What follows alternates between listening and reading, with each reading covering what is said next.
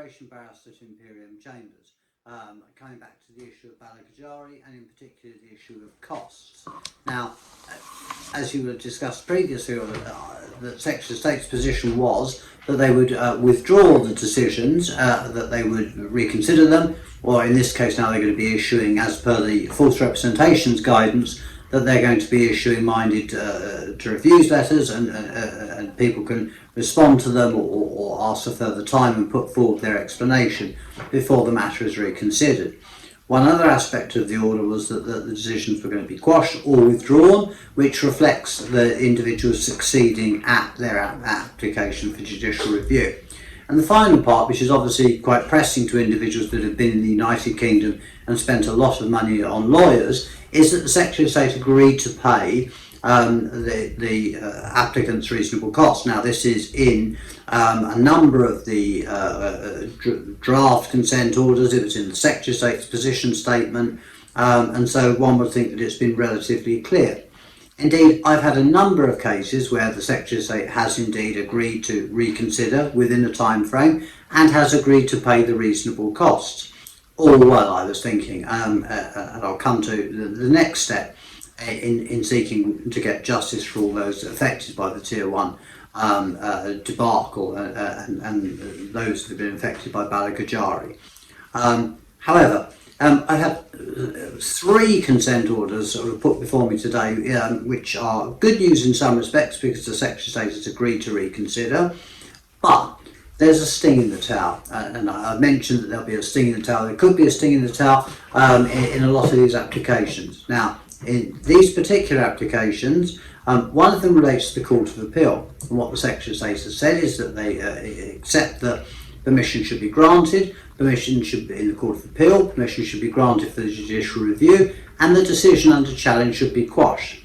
All well and good, you might think, and then you get to the cost issue. And for reasons that are beyond me, the Secretary of State is suggesting that there should be no order as to costs. Now, that in itself is surprising. Then another consent order appears where again the Secretary of State agrees to reconsider and sets out a timetable for the reconsideration process, and again says that the decision under challenge be quashed, and which means that the person has won their judicial review, but there be no order as to costs. And again, doesn't seem to be any real justification for that, given that this is another case, as was the Court of Appeal case, that was held up in the Balajigari cohort.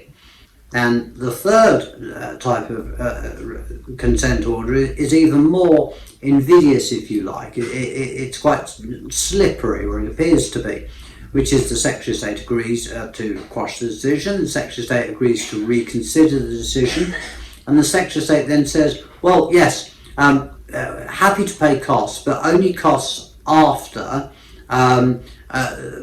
September 2019, which is after the Balajigari mess was sorted out, or the Secretary of State had taken a position in respect to this. Now, this makes no sense to me whatsoever, because in order to benefit from the Balajigari cohort, those individuals that have made SSLR applications don't seem to benefit from it, and individuals that didn't make any challenges don't seem to benefit from it. One needed to lodge the judicial review application, and they are expensive, they're time consuming, and indeed cause a lot of worry to a lot of people. And for the Secretary of State to turn around and say, well, actually you can recover your costs after all the work has been done, would seem to mean that the individuals have won in their challenge, but they're not going to get their costs back. It's not quite clear why the Secretary of State is arguing this. The Secretary of State might say, well, different grounds are argued, but that is no real answer, because Balajigari doesn't change the law in any way at all. The way that the English legal system works is that the courts discover or interpret the law. The law's always been there, the fiction is, and the courts discover it. And what the courts discovered in Balajigari was that the Secretary of State had behaved unlawfully in the overall treatment of the cases that came before the court in respect of judicial review. Now, if the Secretary of State has behaved unreasonably or unlawfully in respect of refusing a decision, it can't be right for the Secretary of State to say, well, we're not going to pay your cost until Balajigari was sorted, because perhaps you didn't argue, or perhaps it wasn't as clearly argued as early as it was. Because if the case did proceed, then it would, two things could happen. Either an individual could amend to say, well, actually the law is now recognised to be Balajigari, and therefore it would be difficult for the Secretary of State to oppose that amendment. And secondly, it would be even more invidious for the Secretary of State to go along to court and say, no, this decision is perfectly lawful, knowing full well that the Court of Appeal has said that the entire process which led to the decision was unlawful. I'm not sure how far the Secretary of State comes to crossing the line as to what's fair or what's not fair. It wouldn't really matter if the Secretary of State wasn't trying to avoid the costs. Perhaps the reason for this is that the Secretary of State is now realising that there are an awful lot of these cases in the Balajigari cohort, and is seeking to chip away at them one by one and hopefully get people to agree to no order as to cost, because they're excited at the prospect of a reconsideration. Now, I've talked about the dangers of the reconsideration. I've talked about potential ways of mitigating any effects as to the reconsideration, whether that be by amending or varying the application, or by gathering further evidence to pursue the set application. I've talked about all of that. But in respect of costs, my advice would be quite simple.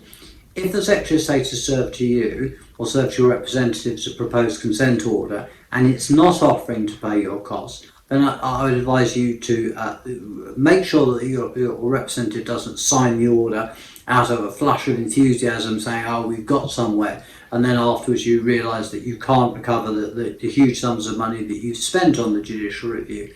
So I would check to make sure that you actually see the consent order before it's signed, and if the Secretary of State is offering not to pay your costs, that this is something that you should speak to your lawyers about with a view to challenging it. As I say, there's a number of principles. One is obviously that you've won the judicial review, and the normal principle is costs follow the event, and so that ought to happen. And secondly, in a number of cases I've seen, the Secretary of State has accepted that she's lost, and she's agreed to pay costs. So there's an inconsistency of decision making, which is something that ought not be happening, and the courts are not very happy with. So I wasn't expecting to do this broadcast, but I thought I would do it having seen these 3 consent orders appear today. So in short, if you get a consent order, make sure you read it properly, make sure there is proper provision for you to recover your costs, and if there isn't, speak to your lawyers with a view to challenging that and going back to the Secretary of State and requesting your costs on the basis, if nothing else, that you've won your judicial review. So hopefully that's been of some help.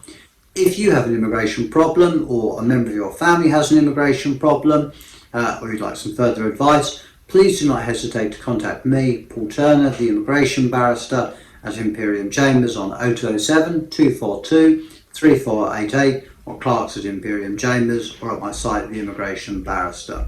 I hope this has been of some interest. It's certainly an important issue. It's going to affect a lot of people, and it will involve a lot of money. As I say, it's important. Please concentrate. If you're happy with these broadcasts and you enjoy watching them, please subscribe to my channel. It gives me an idea of who's actually watching it, or if people are just falling asleep. Many thanks again. This has been Paul Turner, the Immigration Barrister at Imperium Chambers.